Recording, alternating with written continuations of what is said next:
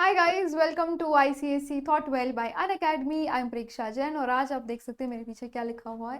Basics of ऐसे writing हम discuss करेंगे, फंडामेंटल्स हम डिस्कस करेंगे, कुछ कॉमनली आस्क्ड क्वेश्चंस भी मैं आपको बताऊंगी, डिस्कस करेंगे उस चीज़ों को। अगर आप आईसीएसई क्लास 10 के भी स्टूडेंट है तो भी आप इसको देख सकते हो, आपके लिए भी ये रेलिवेंट है। 9th में हम 10th का बेस बनाते हैं, सो आई एम श्योर आपके लिए भी ये उतना ही रेलिवेंट है जितना 10th के लिए, जितना 9th के लिए। ठीक है, अब क्या क्या डिस्कस करेंगे आज हम? तीन मेन टाइप्स के एसेज डिस्कस कर रहे हैं, which is the narrative, the descriptive and the argumentative. ठीक है, मैं तीनों का ब्रीफ बताती हूँ। अब देखो, मैंने एक डिटेल्ड सेशन लिया हुआ है पांचों टाइप के एसेज का। उसका लिंक मैं या तो आई बटन पे डाल दूंगी और मैं डिस्क्रिप्शन बॉक्स में भी डाल दूंगी। वो 45-50 मिनट्स का सेशन है, काफी लंबा सेशन है, लेकिन मैंने डिटेल में एक एक ऐसे के बारे में वहां पे बताया है। दूसरा ऐसे का मैं आपको बताती हूँ, एक और वीडियो है, वो भी मैं डिस्क्रिप्शन में डालूंगी, जहाँ पे बेहतरीन एसेज लिखने के लिए क्या एडजेक्टिव्स, क्या फ्रेजेस, क्या कोटेशंस, कैसी स्टार्टिंग, कैसी एंडिंग, वो किया है। ठीक है, हर एक चीज वहां पे जाके समझाइए, मेरे फेवरेट कोटेशंस, मेरे फेवरेट वर्ड्स, ये सारी चीजें उसमें डाली है, तो वो भी मैं आपको लिंक में दे दूंगी। ठीक है, डिस्क्रिप्शन में। एफएक्यूज कौन से होते हैं भाई? कॉमनली आस्क्ड क्वेश्चंस ये तीन है। ठीक है, ये मैंने पहले भी वीडियो में डिस्कस किया है, शॉर्ट में वापस करूंगी। ठीक है, how many pages to write, pages कितने लिखने हैं? देखो, वर्ड्स अगर आपने दिया है 300 से 350, उससे ज्यादा लिखने की कोई जरूरत नहीं है, कोई जरूरत नहीं है। मान लो 15-20 वर्ड्स एक्स्ट्रा हो गए, कोई इशू नहीं है, इतना डरने की बात नहीं है। 15-20 वर्ड्स कम हो गए तो भी चलेगा। बेटा, वर्ड लिमिट इंपॉर्टेंट है, अगर आपने केटा नहीं करी कभी कभी मार्क्स कट जाते हैं, क्योंकि देखो जितना लंबा लिखने जाओगे ना उतने पॉइंट्स रिपीट होते हैं, और रिपीटेशन के तो मार्क्स कटते हैं। रिडंडेंसी के जो पॉइंट इंपॉर्टेंट नहीं है वो लिख दिया, कुछ कुछ भी बहसबाजी कर रहे हो, आर्गुमेंटेटिव में कुछ भी लिख दिया, तो फिर मार्क्स कट भी जाते हैं। इसीलिए ये short and sweet 300 to 350 words पर लाइन। कितने वर्ड्स है उसको काउंट कर लो, पेजेस कितने लगेंगे। Usually on an average 1.5 page में ये कवर हो जाता है। ठीक है, मैं इतना तक बता रही हूँ ताकि कहीं कंफ्यूजन की गुंजाइश नहीं रहनी चाहिए। अगर आपने ज्यादा लिखा तो क्या ज्यादा मार्क्स मिलेंगे? बिल्कुल भी नहीं। जितना अच्छा होगा, क्वांटिटी नहीं मैटर करती इतनी जितनी क्वालिटी करती है। क्वांटिटी ऑफ कोर्स जितना पूछा गया है उतना लिखना है, but quality over quantity, always remember this golden rule. ठीक है, उसके अलावा कौन सा ऐसे स्कोरिंग, अगर ये ऐसे, मेरी तो मैम ने कहा ये ज्यादा स्कोरिंग है, मैं तो ये लिखने वाला हूँ। मान लीजिए अगर आपकी स्ट्रेंथ नहीं है तो क्या होगा? तो मैं आपको एक गोल्डन रूल बताती हूँ और ये आपको सेंस बनाएगा। ठीक है, एक होती है आपकी स्ट्रेंथ, कुछ बच्चों की स्ट्रेंथ होती है स्टोरी राइटिंग में, इमेजिनेशन बहुत अच्छा है, बहुत ज्यादा कलाकारी दिखा सकते हो कहानियां कहने में। ठीक है, कुछ बच्चों का होता है कि एक चीज को 10 लाइन में कैसे लिखना है, ब्यूटीफुली कैसे लिखना है, मेरी वोकैब बहुत अच्छी है, मैं डिस्क्रिप्टिव बहुत अच्छा सोच सकती हूँ या सोच सकता हूँ, मेरा जो विजुअलाइजेशन पावर है वो बहुत अच्छा है, तो ऑफकोर्स आप डिस्क्रिप्टिव या नैरेटिव चूज कर सकते हो। ठीक है, क्योंकि वो सिंपल भी लगता है, लेकिन पॉइंट्स भी आपके पास होने चाहिए और उसके साथ साथ understanding of that particular question. मान लीजिए आपका आर्ग्यूमेंटेटिव ऐसे बहुत स्ट्रांग है, मेरे को तो बस बहसबाजी अच्छी लगती है, मैं आर्ग्यू कर सकता हूँ, मेरे पास लॉजिकल पॉइंट्स होते हैं हमेशा।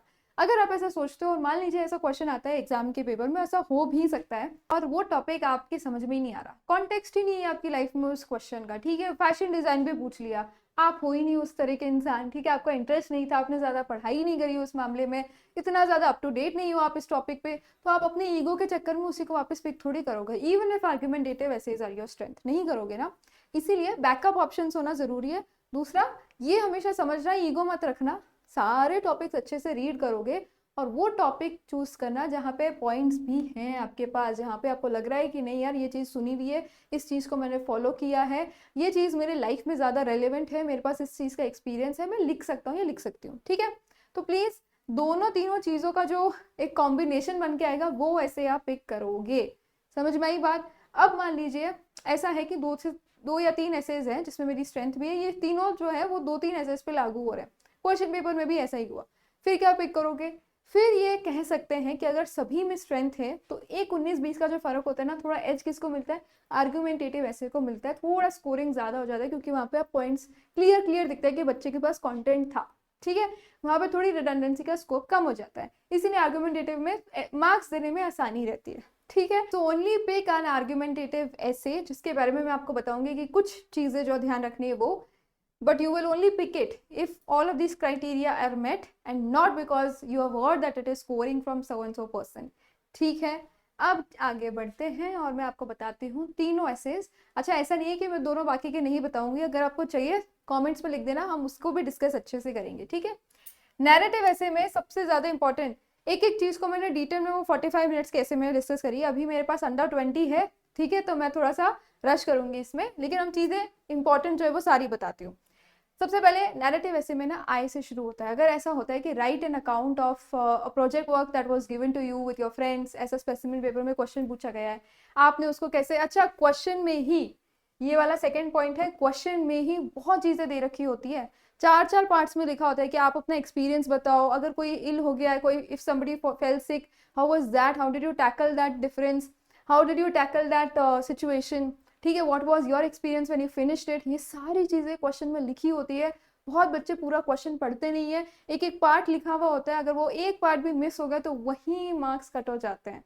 तो प्लीज वो एग्जामिनर को वैसा मौका मत दो कि यार ये तो मैं पूरा ऐसे पढ़ लिया, इसने एड्रेस ही नहीं किया पॉइंट, ऐसा नहीं करना है, ठीक है।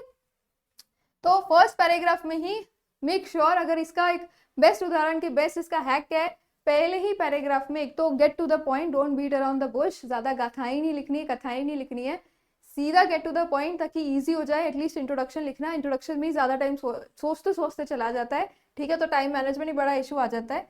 एड्रेस की पॉइंट्स जितने भी क्वेश्चंस में वो फर्स्ट पैराग्राफ में, वही सीधा प्रहार कर दो, ठीक है, सिंपल सी बात है। उसके अलावा फर्स्ट पर्सन में लिखना है, नैरेटिव को हमेशा I did this, my experience was this, ठीक है, पास्ट टेंस भी होगा और फर्स्ट पर्सन भी होगा, याद रखना ये बात। उसके अलावा एज अप्रोप्रिएट होना चाहिए, ये गलती करते हैं एनालिसिस ऑफ प्यूपल परफॉर्मेंस में, जो काउंसिल पेपर चेकर्स का फीडबैक लेके ना काउंसिल एक रिपोर्ट देता है, उसमें क्यों मार्क्स कटे गए उसमें लिखते हैं एग्जामिनर्स की यार इस बच्चे ने तो अपने आप को बड़ा समझ के ऑफिस का प्रोजेक्ट का लिख दिया है। आप ऑफिस में हो ही नहीं, ठीक है, आप ऑफिस एनवायरनमेंट में नहीं हो, you are not working in that environment, आपको उस तरह से लिखना नहीं है, you have to write it from a student's perspective. हमेशा याद रखना, अगर आप एक 9th और 10th क्लास के बच्चे हो, उस पर्सपेक्टिव से, उस पीओवी से लिखना है, ठीक है। कभी भी ये मत सोचना कि काउंसलर आपको ऐसा क्वेश्चन दे देगा कि आप दादाजी की उम्र के हो, पिताजी की उम्र के हो, आप लिखो, नहीं होगा, ठीक है। उसके अलावा vivid details of experience, events and emotions, ये आप वापिस कहाँ से उठाओगे, क्वेश्चन में जो पार्ट्स दे रखे हैं उसी से आपको हर चीज क्वालिफाई करनी है। आप लिखो कि मेरे को कैसा फील हुआ, यार मैं तो घबरा गया था, इतना बड़ा प्रोजेक्ट, इतनी डेडलाइन, ये सारी चीजें मैं हिंदी में इसलिए बता रही हूँ क्योंकि इंग्लिश में आप खुद लिखोगे, ठीक है। ये चीजें भी इनफैक्ट एनरिचमेंट वाले वीडियो में मैंने हर चीज बताई है, कैसे कैसे कर सकते हो, क्या वर्ड्स यूज कर सकते हो, ठीक है। तो एक्सपीरियंस, इवेंट्स एंड इमोशंस अच्छे से क्वालिफाई करना, एक एक दो दो तीन तीन लाइन्स उस पर लिखना, बढ़िया तरीके से लिखोगे आपको सीधा मार्क्स मिलेंगे नैरेटिव अकाउंट में, ठीक है। सबसे ज्यादा इंपॉर्टेंट चीज यही है, address all the key points of the question. अगर आपने ये कर लिया ना, half the battle is already one, ठीक है। अब आते हैं हम डिस्क्रिप्टिव में। आपको सबको बताया कि 5 सेंसेस को आपको डिस्क्राइब करना है। मान लीजिए आप वॉक इन द लोकेलिटी, आपकी नेबरहुड में आप वॉक कर रहे हो, आपने क्या क्या देखा वो लिखना है। अगेन क्वेश्चन में बहुत चीजें लिखी हुई होती है कि आपको क्या क्या लिखनी है, क्या आपसे एक्सपेक्ट किया जा रहा है, हर एक चीज लिखनी है वहां पे। अब दूसरी चीज ये है कि अगर लोकेलिटी में लिखा हुआ है, ये क्वेश्चन था कि लोकेलिटी आपकी पुरानी सी लोकेलिटी है, क्राउडेड स्ट्रीट है, वहां पे आपको लिखना है। आप ये सीरीन और ट्रैंक्विल और वैसे वर्ड्स, काम, आई फेल्ट सो पीसफुल, ये नहीं लिखोगे, ठीक है। Do not contradict your question only, ठीक है, ये चीज मुझे बोलनी थी। 5 सेंसेस यानी कि आपको किस तरह से चीजें दिख रही है, क्या कोई स्मेल आ रही है, स्टेंच आ रही है, क्या कोई खाने बनने की खुशबुएं आ रही है। ये टेस्ट क्वालिफाई यूजुअली नहीं हो सकता है अगर आप लोकेलिटी में वॉक कर रहे हो या वॉक थ्रू योर लाइब्रेरी में आप टेस्ट क्या क्वालिफाई करोगे ना, स्मेल ऑफ द बुक्स लिख सकते हैं, लेकिन बाकी क्या। तो टेस्ट रिजॉर्ट में, अब जरूरी नहीं है हर सेंस हर जगह यूज हो, ठीक है, तो वहां पे आप थोड़ा सा कॉमन सेंस यूज करना है। लेकिन जैसे मान लीजिए रिजॉर्ट में पूछा गया है, कोई रेस्टोरेंट में पूछा गया है, तो फिर of course you can also write for your test also कि वहाँ पे सूप था तो कैसा टेस्ट किया, पंजेंट भी होता है, स्मेल होती है, फिर आपका सावर, स्वीट, सेवरी, ये सब आप लिख सकते हो। उसके अलावा understanding the tone of the question, जो कि मैंने आपको बताया, टोन में अगर लिखा गया है भाई एक क्राउडेड बाजार में आपका वॉक हो रहा है, आप अब इस चीज को डिस्क्राइब करो, उस पूरे एक्सपीरियंस को, तो आप ये नहीं लिखोगे कि मजा आया, बड़ा सुकून फील हुआ, नहीं। अगर सेंस ऐसा है तो केओस और इस तरह के कीवर्ड्स यूज करने पड़ेंगे। Understand the tone of that question also, ठीक है। एंड लास्टली डिस्क्रिप्टिव, ऐसे वही बच्चा चूज करे, ये मेरा रिकमेंडेशन है जिसका एडजेक्टिव पावर बहुत अच्छा है। और एडजेक्टिव्स के लिए मैंने अलग वो वोकैब एनरिचमेंट का ऐसे बनाया है, बेहतरीन एडजेक्टिव्स दिए हैं, मैं बहुत मेहनत करी थी उस वीडियो में, वो जाके देख सकते हो। आपके एडजेक्टिव्स, एडवर्ब्स, मुहावरे यानी फ्रेजेस, मेटाफर्स, ये सब सिमिलीज, ये आपका अच्छा होना चाहिए, ये स्ट्रॉन्ग पॉइंट होना चाहिए, आपका नेचुरल फ्लेयर होना चाहिए। मेरा था, मेरे पास चॉइस होती थी, मैं हमेशा डिस्क्रिप्टिव लिखती क्योंकि मुझे पता है कि मैं इंप्रेस कर सकती थी, मेरे पास वो फ्लेयर है। सकता है आर्ग्यूमेंटेटिव वाला ऐसे ना चूज करते, ठीक है, क्योंकि हालांकि स्कोरिंग है लेकिन मैं नहीं करती क्योंकि वो मेरा स्ट्रॉन्ग पॉइंट नहीं है, ये मेरा स्ट्रॉन्ग पॉइंट है। I can qualify things, I can describe things vividly, मैं बहुत ही बढ़िया सा विजुअल पेंट करके दे सकती हूँ एक एग्जामिनर को। तो ये चीज मैं कर सकती थी, ठीक है। अगर आप भी ये कर सकते हो, go ahead and pick it, डरो मत कि मार्क्स कटेंगे, ठीक है। तब आते हैं आर्ग्यूमेंटेटिव ऐसे में, जहाँ पे एक चीज हमेशा याद रखना, बहुत बच्चे करते हैं वो ना, बिन पेंदी के लोटे हो जाते हैं, ठीक है। क्या करेंगे, ये भी ठीक है हाँ लेकिन वैसे तो ये भी ठीक है, खुद ही कंफ्यूज हो जाएंगे। आर्ग्यूमेंटेटिव ऐसे पिक किया है तो please remember you have to pick a stand, ठीक है। You have to take a stand, you have to stick to it throughout. समझ में आ रही है बात, मैं बहुत स्ट्रेस देके बोल रही हूँ कि यहाँ पे गलती करते हैं। न्यूट्रल पॉइंट ऑफ व्यू आप नहीं दे सकते हो, you have to take that stand, you have to give your points कि मैं ये स्टैंड क्यों ले रहा हूँ। वो पॉइंट्स बहुत अच्छे होने चाहिए, अच्छे इन द सेंस कि टीचर के गले उतरनी चाहिए, ऐसा एग्जामिनर को कर दो कि यार यही तो बंदा सही कह रहा है, यही तो होना चाहिए, ठीक है।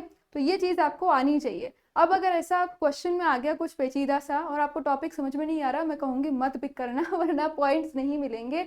कितने मिनिमम पॉइंट्स चाहिए, 8 to 10 पॉइंट्स मिनिमम चाहिए, जो क्वेश्चन पढ़ते ही दिमाग में आने लग जाने चाहिए, ठीक है। थोड़ा सा और सोचोगे तो 8 से 10 पॉइंट अगर बनते हैं तो फिर अंधाधुन आंख बंद करके पिकअप कर लेना और आप लिख सकते हो, ठीक है।